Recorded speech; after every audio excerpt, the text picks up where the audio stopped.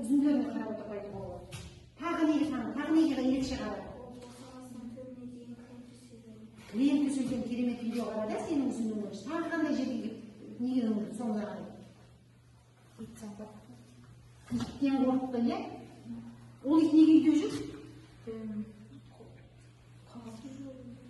Ол тазы итте, аналайтын тазы иттерін қазақтар бұрын қайткен.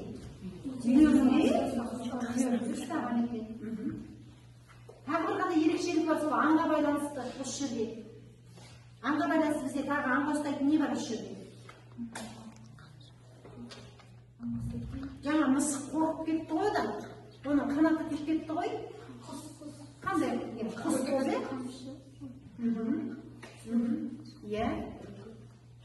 Иә. Мысық бүркітте қайтты. Басында қорқып кетті. Одан кейін? Қарап, сол жері бар ғой, мен танымдар сол жері. Жаңа кімде болды бізде олардың? Мұндай құсты адам қолынан бұрын көрмеген болатын, не? Екі көзін алмай таңданып, әрі қорқып қарады. Мысықтың бағадан бері көзі түспеген тағы нәрсе шыға келді. Ол жаңағы үлкен тазы, яғни қазақ халқы аңшылыққа немен шығып отырды? Таз итпен шықты, кезген итпен шықпайды ғой, е? Таз итпен шықты, бүркітпен шығады, не?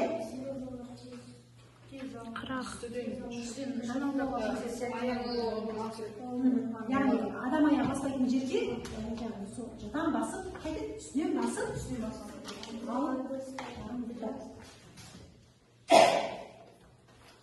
сонымен шоқанға қандай мінезіне бересіңдер? Шоқан қандай?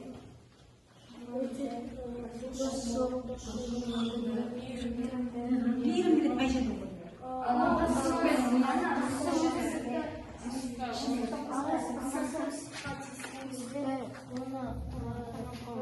Қолғап қалды, арашылап алды, е, мысықты?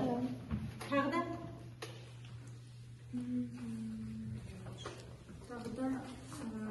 Бауырына орынсыз әрекетіне қайтты. Байыппен, сендер ұқсат, түрсе қоя беріп, немесе ұрысқан жоқ, байыппен жауап берді. Жынды қой деді, е? Сондай жер бар ма? Кімнің үзіндісінде болды? Нұрайда болды. Жақсы, қамқор болады, е, оған?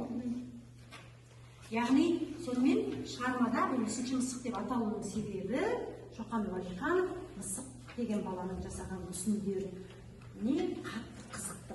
Яғни, Шоқанның осы бала күнінен өнерге, суретшілік қабілеті ашылғаны осы мысық сияқты баланың септігі тиген екен. Жалпы Шоқан Уәлихан білесіңдер ғой, Қашқарияға Ыстықкөлге сапар жасаған кезде жол бойы қандай тау көрді, қандай өзен көл көрді, соның бәрін қарындашпен қайтып отырған, суретін салып отырған. Яғни оның суретке, әдемілікке деген құмарлығы осы бала күнінен байқалған екен. Өйткені мысалы жаңа мысықтың жасап әкелген ойыншығын бауыры Жақыпта анасы аса мән бермей қарамайды. Оны Шоқан ғана керемет табыстықпай түйені жасағанына, атты жасағанына қатты қызығады, не? Жақсы, отырады.